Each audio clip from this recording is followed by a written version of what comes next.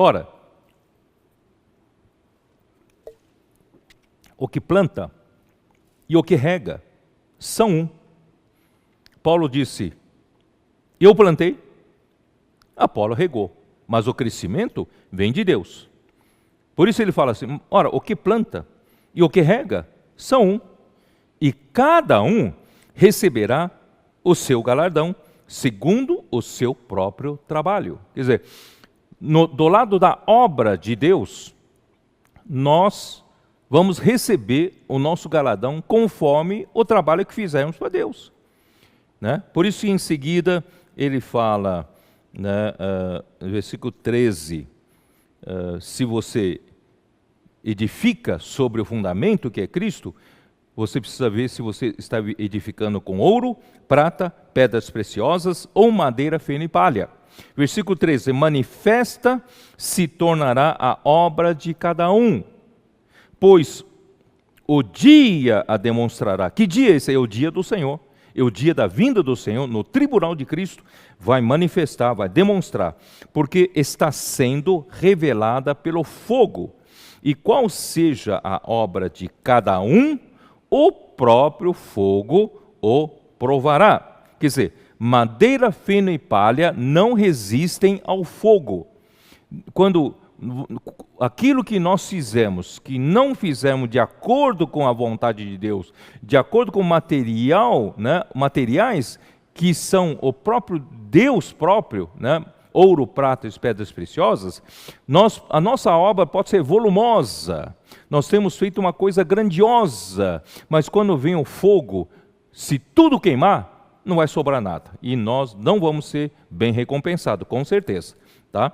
Versículo 14, mas se permanecer a obra de alguém que sobre o fundamento edificou, esse receberá galardão. Então esse é o lado da obra, você precisa, né, a sua obra precisa ser aprovada já aqui na terra, e naquele dia Deus vai recompensar você de acordo com o que você fizer. Portanto, meus queridos irmãos, não vamos fazer a obra própria nossa, nós temos uma só obra. Eu falei na semana passada, né, Paulo, entre tantos cooperadores, ele tinha em Timóteo um cooperador totalmente alinhado com ele, totalmente de confiança total, tinha o mesmo sentimento, a mesma alma, não é isso? E não tinha, ele falou assim, todos eles, os outros, todos eles fazem, né, o que lhe é próprio, a sua própria obra, e não o que é de Cristo Jesus. Quer dizer, então, se você quer realmente fazer a obra do Senhor, você precisa aprender a ser um com Paulo, com quem está liderando a obra. Se você acha que você também pode fazer alguma coisa, né, fora da linha, né, que Paulo está dando, você pode achar que você também é capaz de fazer a sua obra, mas essa obra não é de Cristo Jesus. Portanto, irmãos, vamos aprender aquele dia, não ser surpreendido. Já pensou? Nós aqui na terra somos até considerados pelos irmãos espirituais, irmãos que falam a mensagem e tal, mas chegando aquele dia Deus vai falar, eu na verdade não te conheço, eu não aprovei a sua obra. Queridos irmãos, vamos ser simples aqui, vamos crer, né, que o Senhor tem os seus profetas aqui na terra, e crer e obedecer aquilo que o Senhor nos dê aqui na terra, você vai ser abençoado. Não tem a sua própria obra, nós temos uma só obra, não é isso? Vamos ser cúmplices um do outro. Quando eu falo cúmplice, irmão, não é cumplicidade no mesmo nível. A cumplicidade entre Paulo e Timóteo é o Timóteo ser totalmente um com Paulo. Vocês estão me entendendo? Timóteo entendeu o coração de Paulo. Não é nós no mesmo nível, tá bom, nós dois aqui, ó, você precisa me entender, tá? Eu preciso entender você. Não, não é no mesmo nível, tá? É com relação, não é isso? Por exemplo, Davi e os seus 3 valentes. Davi apenas suspirou, quem me dera dar a água que está ali no poço da porta de Belém, onde estavam os filisteus, e os 3 valentes não mediram esforço, eles não criticaram, não falaram que Davi tem cada gosto esquisito, não é isso? Nessa hora da guerra ele está querendo beber água, que coisa é essa? Quer dizer, os 3 valentes não criticaram Davi, nem se preocuparam com que se estava certo ou errado, eles eram um com Davi, eles tinham o mesmo sentimento, foram lá, buscaram água e Deus os protegeu. trouxeram água de volta. Claro, Davi não bebeu, ofereceu como libação a Deus. Irmãos, o que eu quero dizer assim, se a gente tiver essa cumplicidade entre nós, irmão, vai ser tão belo isso. A obra do Senhor aqui na terra vai avançar muito. Mas se cada um, né, tiver a sua própria obra, tiver a sua direção, tiver as suas mensagens, queridos irmãos, nós não vamos muito para frente, né? Então eu peço, por favor, entenda essas minhas palavras e vamos ser unânimes, de uma só alma, né? Como Paulo fala em Filipenses 2:2, né? A completar a minha alegria, que... Vamos ler, vai. Ó Senhor Jesus. Filipenses 2:2, como diz, se vocês já praticam, né, o entranhados afetos de misericórdia, o esplânquinon, completei a minha alegria, versículo 2, de modo que penseis a mesma coisa. Irmão, vamos pensar a mesma coisa. Não que estou falando uma coisa, você está pensando outra coisa. Vamos pensar a mesma coisa, né? Tenhais o mesmo amor, vamos ter o mesmo amor. Sejais unidos de alma, vamos ser unidos de alma, não é só do espírito, de alma, né? E tendo o mesmo sentimento, o mesmo pensamento, né? O mesmo sentir. Queridos irmãos, né? E por isso Paulo no versículo 20 fala, porque a ninguém tenho de igual sentimento que sinceramente cuide dos nossos interesses, pois todos eles buscam o que é seu próprio. Irmãos, um cooperador não pode buscar o que é seu próprio, tem que buscar o que o Senhor está fazendo e buscar o que é de Cristo Jesus. Portanto, irmãos, se nós tivermos um exército assim coeso, né? Todos comprometidos, todos de igual sentimento, todos de uma só alma, essa cumplicidade real entre nós, irmãos, nós vamos muito longe, vamos trazer o Senhor de volta.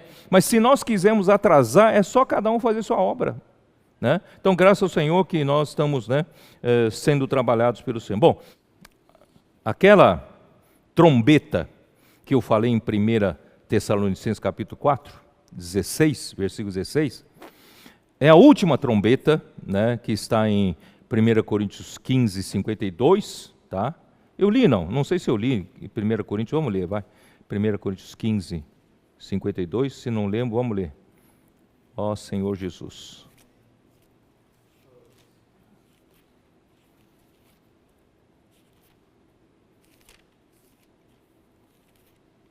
Que diz assim, num momento, num abrir e fechar de olhos, ao ressoar da última trombeta. Qual é a última trombeta? Né? A trombeta soará, os mortos ressuscitarão incorruptíveis e nós seremos transformados. Essa última trombeta, irmãos, é a ressurreição e arrebatamento da maioria dos santos. Né? 3 anos e meio antes, o Senhor já terá arrebatado os vencedores, tanto o filho varão como as primícias.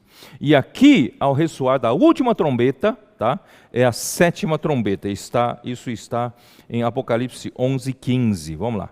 Apocalipse 11:15. O 7º anjo tocou a trombeta e houve no céu grandes vozes dizendo: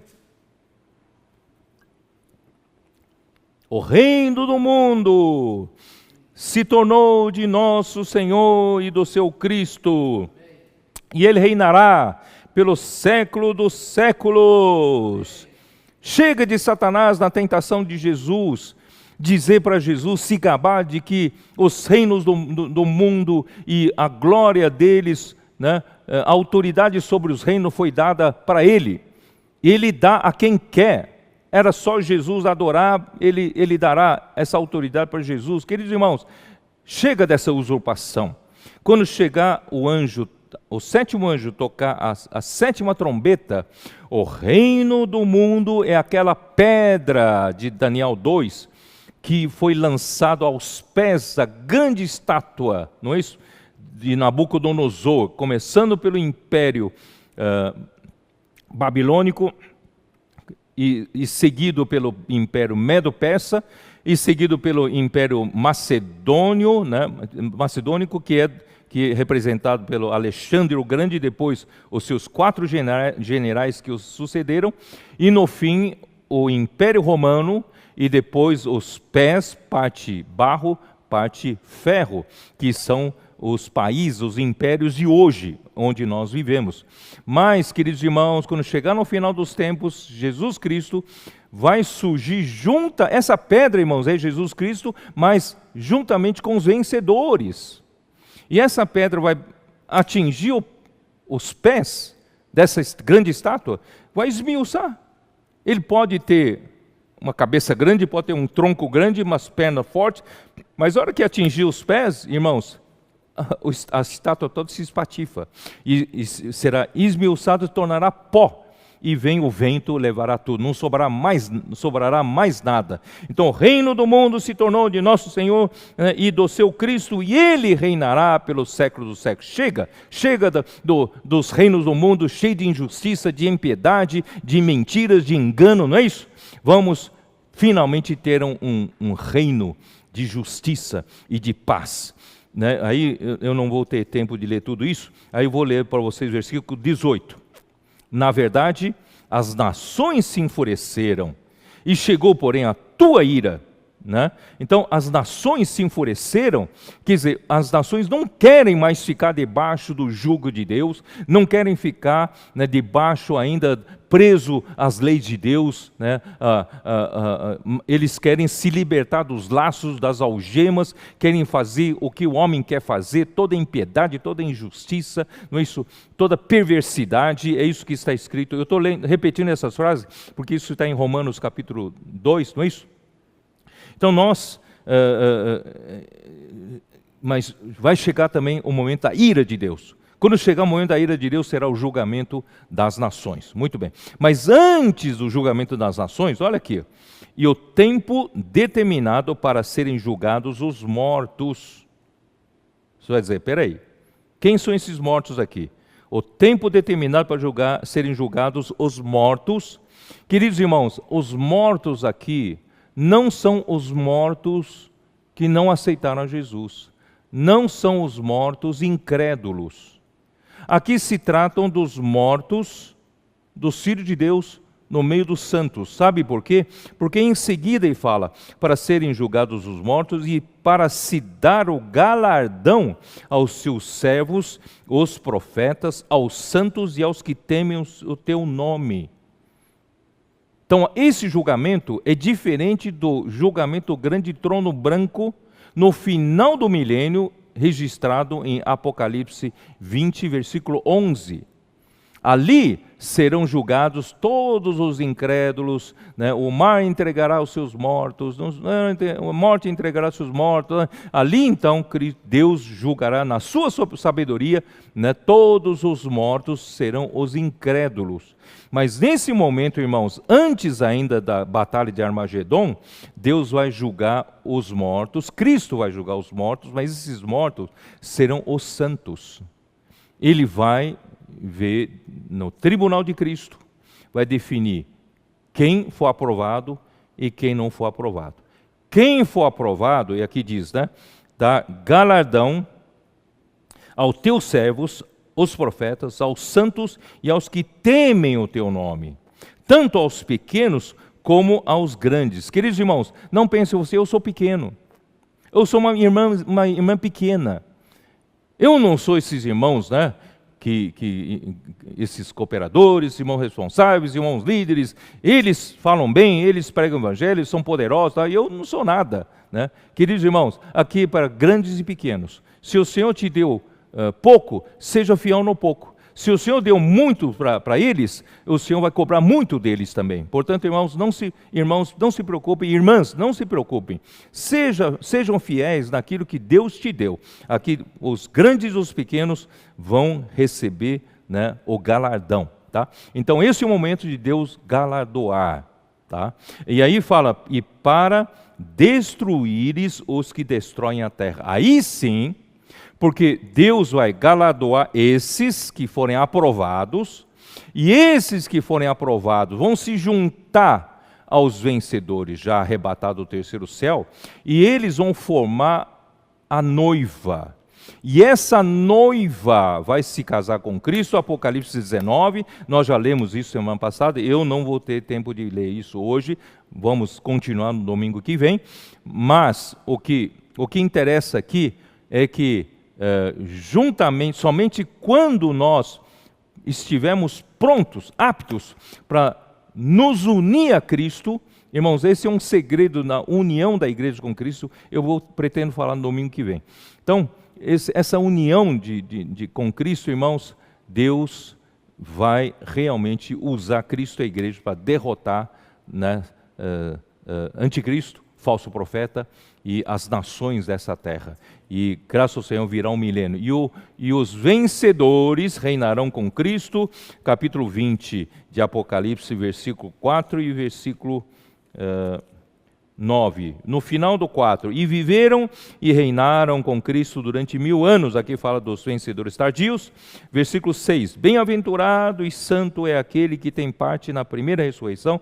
Sobre esses a segunda morte não tem autoridade, pelo contrário, serão sacerdotes de Deus e de Cristo, reinarão com ele os 1000 anos. Queridos irmãos,